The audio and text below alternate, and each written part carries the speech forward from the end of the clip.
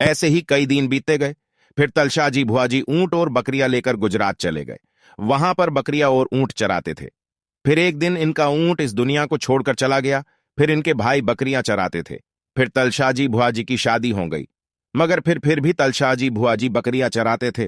रोज सुबह बकरियां चराने जाते थे और शाम को वापस आ जाते थे। फिर शाम को बकरियों का दूध निकालते थे और जो दूध निकलता था उसे बेचते थे। फिर इनके भाई बकरियां और भेड़ चराते थे और तलशाजी भुआजी भोपारने करते थे। कई लोग तलशाजी भुआजी के पास आते थे और तलशाजी भुआजी को उनकी समस्या बताते थे और तलशाजी भुआजी उनकी समस्या का समाधान निकालते थे। तलशाजी भुआजी करीब 40 साल के हो गए और इनके 7 बच्चे हैं।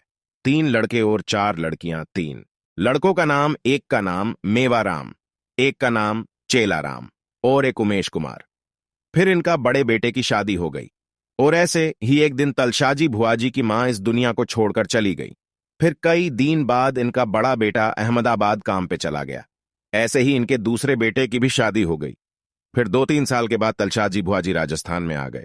फिर ये राजस्थान में जहां खुद की जमीन थी वहां अपना खुद का घर बनाया। वहां पर तलशाजी भुआजी अपनी फैमिली के साथ रहने लगे। फिर इनका बड़ा बेटा राजस्थान में रहने के लिए आ गया। फिर 19 जुलाई 2021 में तलशाजी भुआजी के नाम का एक यूट्यूब चैनल बनाया जो कि तलशाजी भुआजी नहीं चलाते थे, उनका छोटा बेटा उमेश कुमार चलाते थे। ऐसे ही कई दिन बीतते गए। फिर एक दिन बहुत ही दुख द बात है 15 फरवरी 2023 को तलशाजी भुआजी की मृत्यु हो गई। फिर तलशाजी भुआजी के परिवार को यह दुख सहना पड़ा। आशा करता हूं कि आपको यह जानकारी अच्छी लगी हो तो तलशाजी भुआजी के चैनल को सब्सक्राइब करें।